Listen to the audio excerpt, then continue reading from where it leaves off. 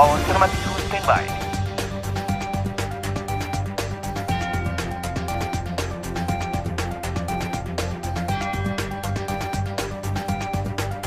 Kamera rolling.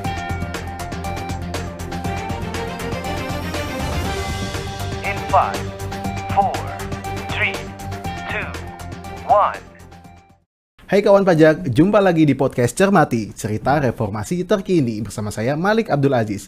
Bagi kawan pajak yang ingin mencari informasi perpajakan dengan kemasan menarik dan mudah dimengerti, langsung saja kunjungi kanal YouTube Ditjen Pajak RI dan saksikan episode-episode terbaik dari Cermati. Cari apapun, semuanya ada hanya di Cermati. Seru ya, ramai ya. Seramai topik yang akan kita bahas di episode kali ini yaitu tentang penipuan yang mengatasnamakan Direktorat Jenderal Pajak. Tapi sebelumnya, mari kita simak dulu tayangan berikut ini.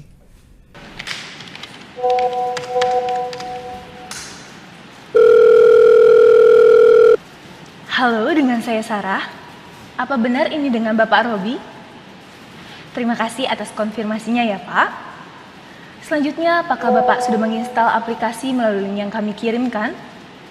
Kalau belum, tolong diinstal terlebih dahulu ya Pak. Baik, terima kasih. Semoga hari Bapak menyenangkan.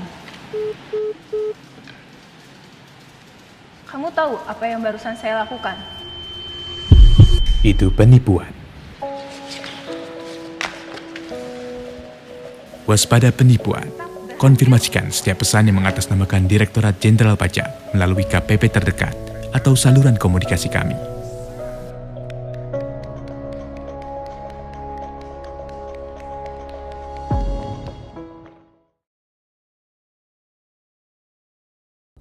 Nah kawan pajak, gimana? Pernah gak sih kalian mendapatkan pesan lewat WhatsApp, email, atau bahkan ditelepon oleh orang yang ngaku-ngaku sebagai pegawai pajak?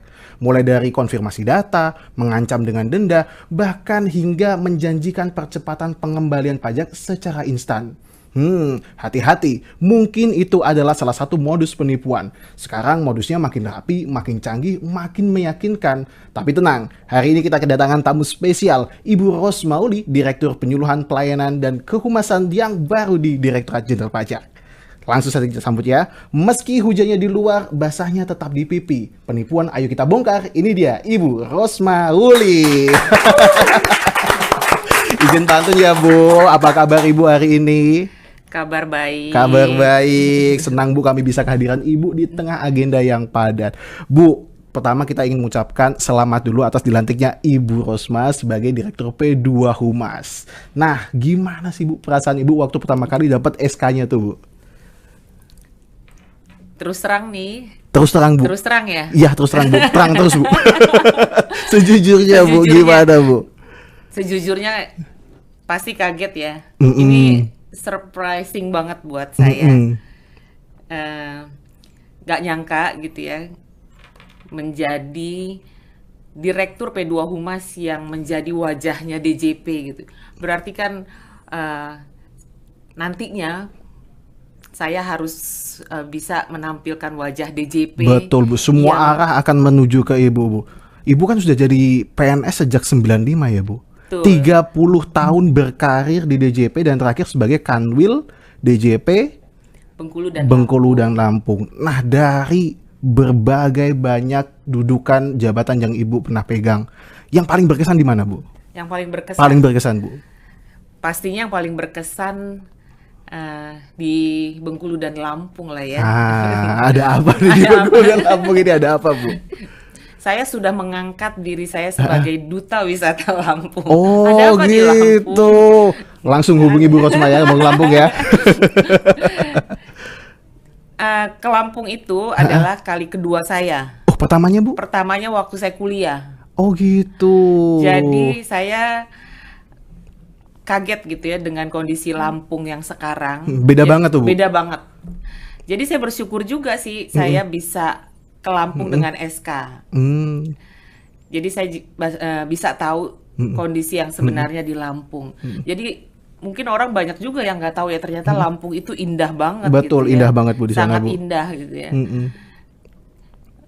wisatanya bagus-bagus gitu ya, pantainya bagus-bagus, kulinernya juga enak-enak. Ini saya jadi promosi Lampung. Jadi Gak apa-apa, Bu. cocok ya saya Iya, jadi betul. duta Menggerakkan wisata. ekonomi Indonesia, Bu. Menggerakkan ekonomi Indonesia khususnya Betul, Provinsi betul. Lampung. Iya, betul. Kemudian di sana saya memang nggak lama, cuma 1 tahun gitu ya. Tapi saya bersyukur ditempatkan di Kanwil DJP Bengkulu dan Lampung yang Menyenangkan. ternyata di Lampung itu banyak pegawai yang luar biasa, Itu dia. SDM-nya luar biasa, Betul. dan banyak prestasi di Betul. Kanwil DJP Bengkulu Dan tahun Lampung. kemarin Kanwil Bengkulu Lampung menjadi Kanwil DJP terbaik nasional. Alhamdulillah. Weh. Menyatakan yang betul. Penasaran nih, Bu. Meskipun waktunya cuma setahun tapi bisa jadi yang terbaik. Dan kalau saya lihat ada banyak juga penghargaan-penghargaan yang didapatkan oleh unit kerja yang Ibu pimpin. Kunci kesuksesan menurut Ibu tuh apa, Bu? Kalau menjadi kanwil terbaik itu sebetulnya bukan peran saya ya, karena saya baru di sana. Tapi memang Kanwil Bengkulu dan Lampung sudah ditata sedemikian rupa sehingga saya dapat ininya aja, berkahnya aja. Jadi tahun lalu Bu. Kanwil DJP Bengkulu dan Lampung mendapat penghargaan sebagai Badan Publik Informatif. Wow. Tahun 2024 berarti ya, Bu? 2024. Nah, itu. Kita masuk ke tema kita, Bu. Tadi Ibu bilang bahwa santai. Saya ingin cerita santai sama Ibu. Beberapa waktu lalu, Bu, saya mendapatkan dokumen dari nomor tidak dikenal. Dia menjanjikan adanya denda pajak yang belum saya laksanakan. Saya udah tahu kayaknya ini penipuan nih. Akhirnya saya buka, saya pastikan, bener, Bu. Ternyata dari kopnya sudah aneh, jabatan penandatangannya aneh, isinya aneh, ada linknya yang juga kayaknya bukan link dari DJP. Saya merasa pede, kayaknya memang penipuan. Saya coba klik. Tiba-tiba, Bu, saldo e-wallet saya berkurang seketika.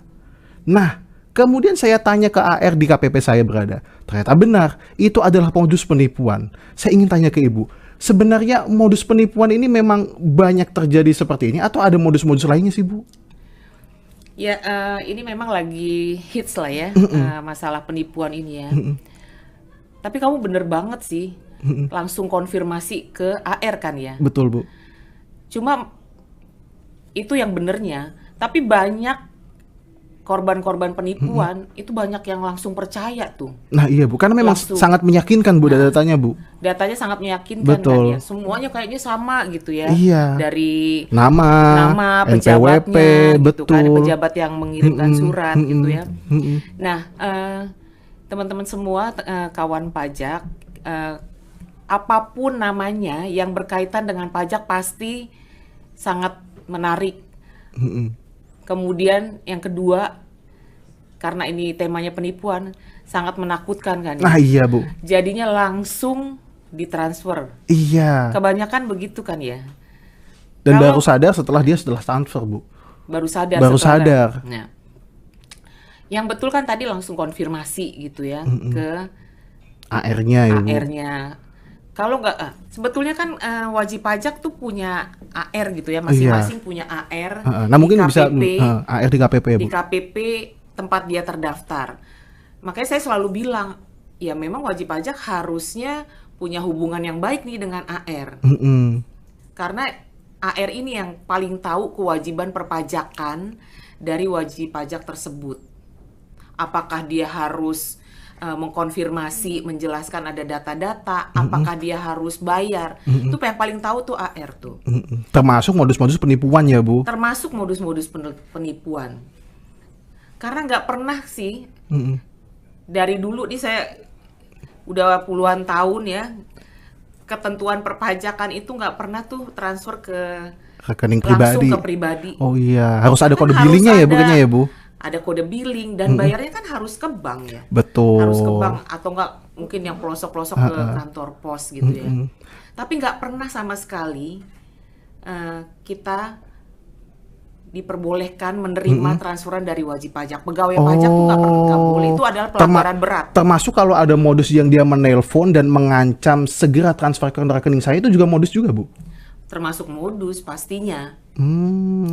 Karena pegawai pajak nggak pernah sama sekali diperbolehkan untuk melakukan ancaman kepada wajib pajak untuk mentransfer sejumlah uang. Nggak pernah boleh itu. Kalau ada ini Bu, kalau ada email juga Bu, terus ada yang saya alami tadi Bu, ada tautan palsunya, kita disuruh mengklik atau mengisi data diri, itu juga mungkin penipuan ya Bu? Penipuan juga. Udah pasti penipuan karena tidak pernah DJP melakukan mengirimkan email kepada wajib pajak untuk melakukan klik tautan, kemudian mengisi data-data. Nggak pernah tuh seperti itu. Pastinya itu adalah email palsu. Tapi kalau seperti itu Bu, ada nggak sih Bu modus lainnya yang seakan-akan memberikan jasa tidak resmi gitu Bu ke wajib pajak Bu? Banyak juga sih seperti itu gitu ya, menawarkan bantuan gitu kan, misalnya bantuan untuk restitusi, ya, pengembalian pajak, restitusi, bantuan ngurusin pajaknya, betul, bantuan mengecilkan pajak. Nah itu Bu, harus mengecilkan sanksi yang harusnya dibayar tuh kadang-kadang itu Bu. Termasuk sanksi.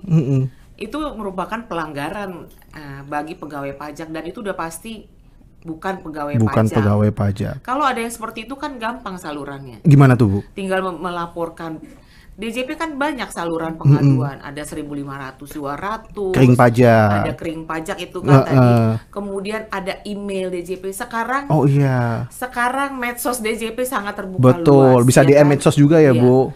Di medsosnya apa? Ada IG, ada Twitter betul. gitu kan. Jadi DJP sudah sangat terbuka ya Bu untuk saluran-saluran itu ya. Jadi kalau ada yang modus-modus tadi, penipuan telepon, kemudian email, kemudian ada penawaran, ya memang kita sangat mengharapkan para korban ini menghubungi institusi kita nih, bisa AR.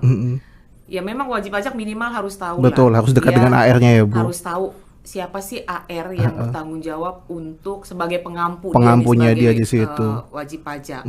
Kemudian dia harus tahu KPP terdaftarnya dia di mana sih. Oh iya, kan betul. kalau ada surat dari kantor pajak ada nomor teleponnya nih. Iya, ada yang bisa dihubungi ya Bu untuk konfirmasi. Selain nomor telepon AR ada nomor telepon kantor. Kalau nggak bisa dihubungi juga ada Kanwil. Iya, bisa ke level yang lebih tinggi lagi tuh Kanwil Bu. Ya memang sih ini edukasi yang sebetulnya sudah lama sekali kan kita sampaikan ke seluruh wajib pajak gitu. Nah. Berarti memang saluran sudah banyak, tapi perlu kerjasama juga ya Bu dari para korban ini untuk segera melaporkan. Betul. Agar modusnya bisa kita pelajari dan bisa kita cegah ke depannya ya Bu. Betul. Nah lanjut cerita saya Bu, setelah saya tadi kena penipuan itu Bu, sebagai generasi muda saya akhirnya curhat ke medsos Bu. Ternyata banyak yang reply dan mengalami hal yang sama. Terus saya curiga lah, kalau teman-teman dekat saya saja ada yang kena juga, berarti ada dong data statistik Bu mengenai tindak penipuan yang mengatasnamakan DJP ini. Apakah di DJP punya Bu data statistiknya Bu? Data statistik kita punya. Penipuan-penipuan yang terjadi gitu ya, yang sudah dilaporkan ke DJP. Kita punya berapa banyak sih penipuan gitu ya yang masuk ke kita. Nah itu pastinya sudah kita tindak lanjuti tuh. Bagaimana Bu tindak lanjutnya tuh Bu? Karena DJP itu bukan kewenangan DJP bukan untuk melakukan penindakan hukum. Bukan penegak hukum ya Bu. Hukum, kita melakukan pencegahan. Pencegahan supaya ini tidak bertambah banyak, supaya kejadian-kejadian ini tidak berulang, supaya wajib pajak tahu bahwa ini adalah penipuan. Kita melaporkan kepada yang mengampunya terkait seperti Komdigi, kemudian kepada APH aparat penegak hukum dalam hal ini Polri.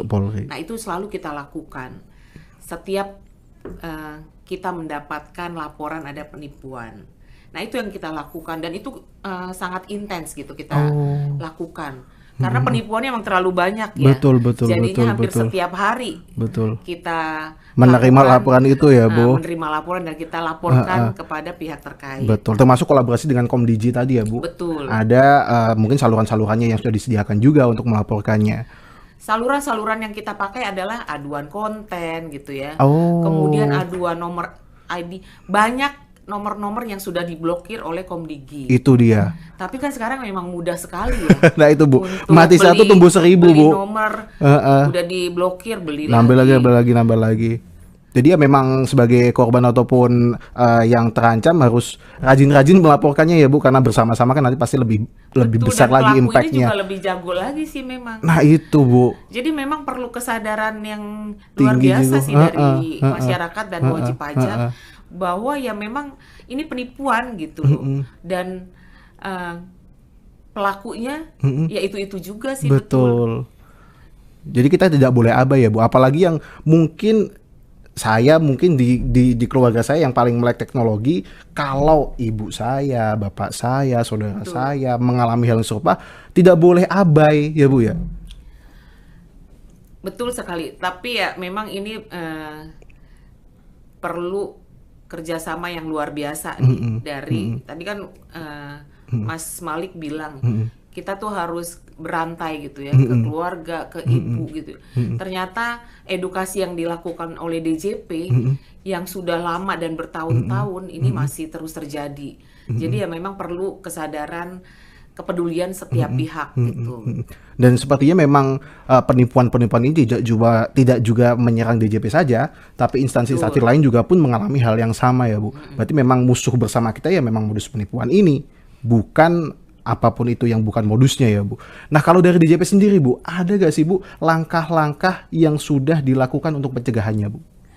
Nah tadi saya sampaikan bahwa DJP ini sudah berulang kali gitu ya melakukan pencegahan, dan bahkan nggak sekarang yang katanya lagi marak lagi. Kita udah bertahun-tahun nih melakukan pencegahan dan sudah banyak juga yang kita lakukan.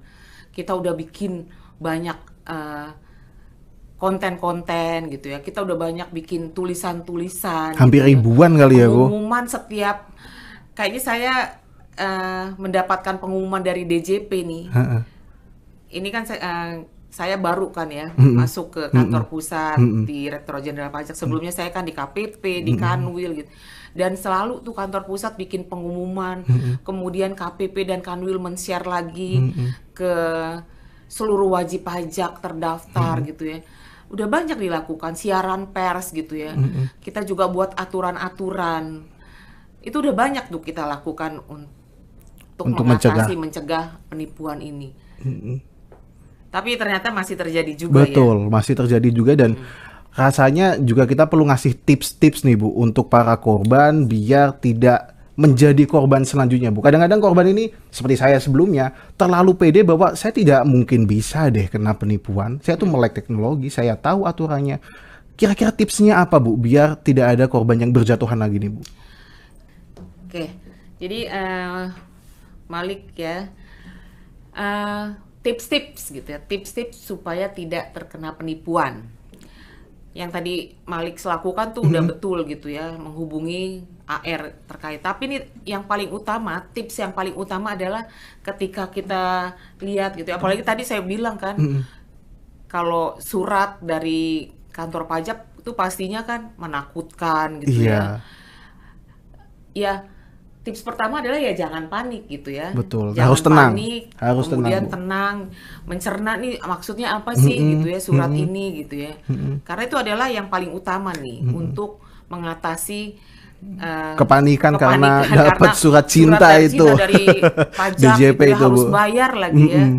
Kemudian setelah tidak panik ya tadi sudah juga disampaikan menjalin hubungan baik dengan AR, mengkonfirmasi kepada AR maksud dari surat ini nih.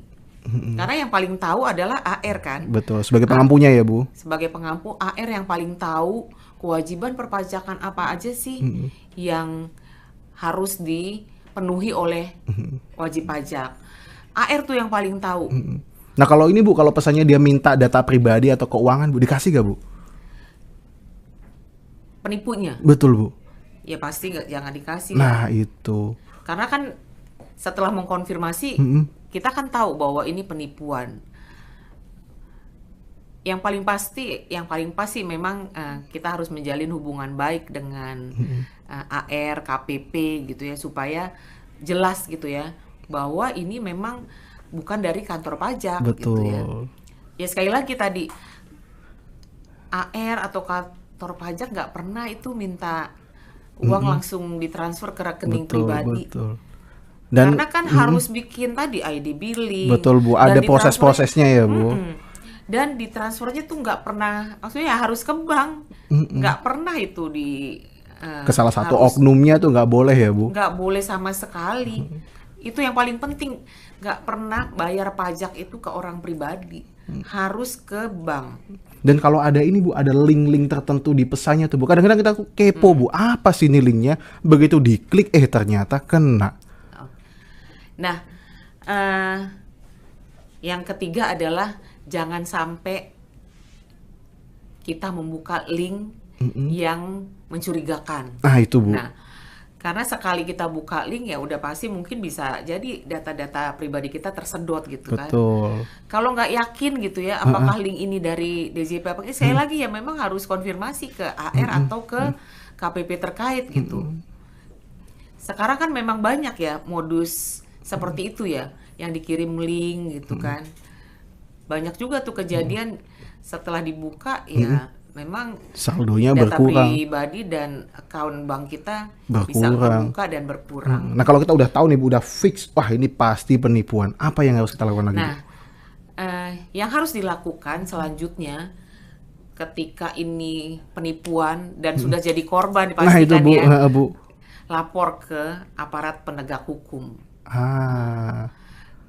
Dan DJP juga pastinya juga akan membantu melaporkan ini ke pihak terkait.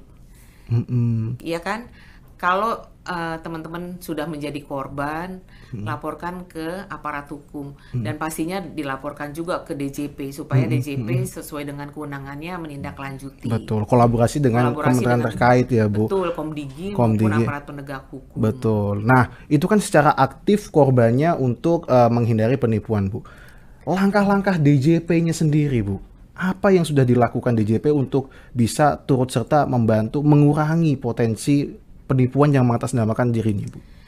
Tadi juga sudah saya sampaikan banyak yang sudah dilakukan oleh DJP gitu ya. Kita tadi bikin konten, bikin pengumuman, bikin aturan gitu ya. Dan langkah-langkah yang terus akan dilakukan oleh DJP dan kita nggak akan bosan-bosan yang melakukan ini adalah melakukan edukasi kepada masyarakat dan sosialisasi yang sangat masif kita lakukan. Tadi udah saya sampaikan juga kita mengedukasi semua wajib pajak dalam setiap kesempatan. Kemudian bisa melalui media sosial gitu ya. Tadi udah saya sampaikan juga. Kemudian penyuluhan baik langsung, tadi media sosial maupun tidak langsung. Nah ini adalah untuk meningkatkan kesadaran kepada masyarakat dan wajib pajak. Dan meyakinkan wajib pajak dan masyarakat bahwa DJP itu nggak pernah tuh meminta data pribadi atau informasi keuangan. Nggak pernah tuh minta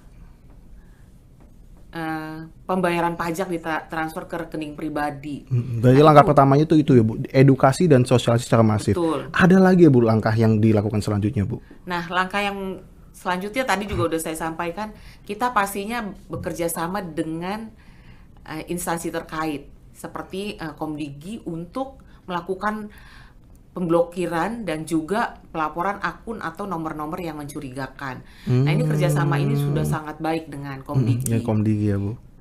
Karena setiap ada laporan dari wajib pajak atau masyarakat, pastinya akan kita tindak lanjuti ya Bu. Untuk pemblokiran nomornya gitu. Agar tidak terulang ya Bu. Nah, yang jadi pertanyaan Bu, dari modus-modus penipuan ini dia bisa mencantumkan nama kita dengan benar, alamat kita atau badan usaha kita dengan benar. Jangan-jangan ini kebocoran dari sistem DJP atau tidak Bu? Saya pastikan ini bukan kebocoran dari DJP. Karena DJP terus gitu ya berusaha untuk memperkuat sistem keamanan kita gitu ya, supaya data wajib pajak bisa terlindungi dengan sangat baik. Nah itu, pengembangan terus dilakukan oleh DJP untuk menjaga keamanan aplikasi yang ada di DJP. saya yakinkan data yang keluar itu bukan dari Direktorat Jenderal Pajak.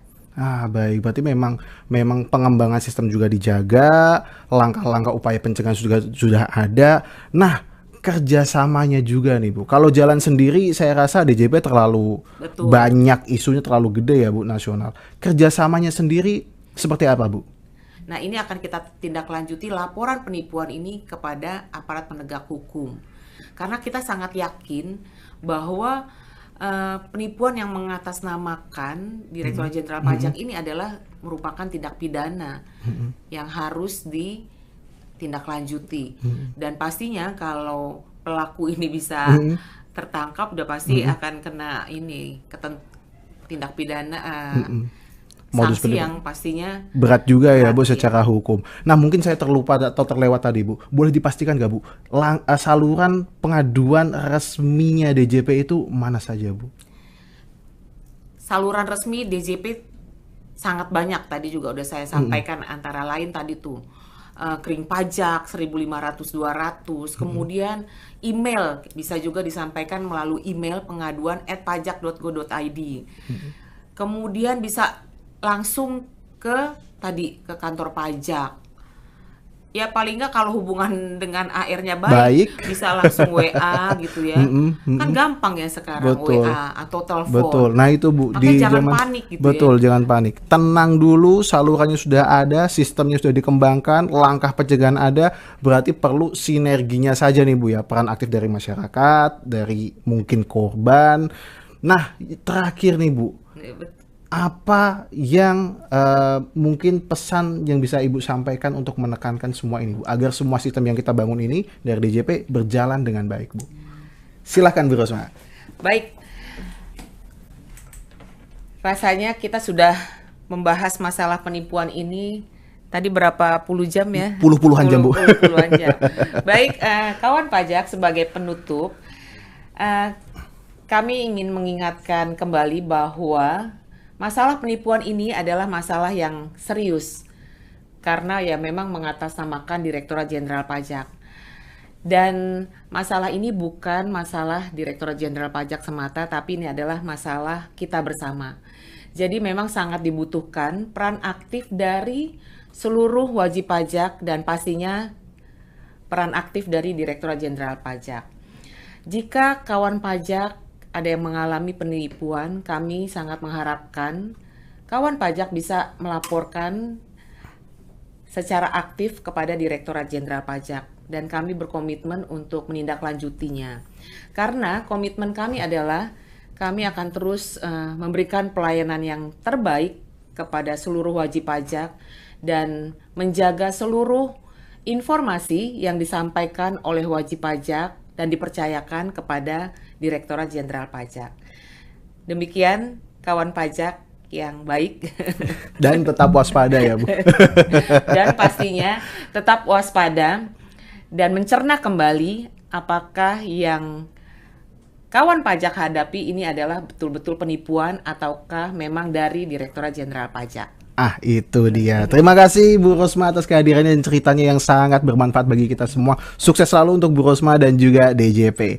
Baik kawan pajak, demikianlah episode Cermati kali ini. Mari bersama-sama kita lawan penipuan dan menjaga keamanan data pribadi serta finansial kita bersama. Jangan lupa untuk selalu mengupdate informasi resmi dari DJP dan tetap waspada. Jika masih ada pertanyaan, silahkan tuliskan di kolom komentar untuk dapat kita bahas bersama. Dan jangan lupa klik tombol like dan share agar cerita baik ini tidak hanya berhenti di kalian saja. Akhirnya saya Malik Abdul Aziz sebagai host di episode kali ini dengan segenap kru yang bertugas mengucapkan undur diri. Burung Irian, burung cendrawasih, terbang tinggi indah wardanya. Cukup sekian dan terima kasih. Sampai jumpa di episode selanjutnya.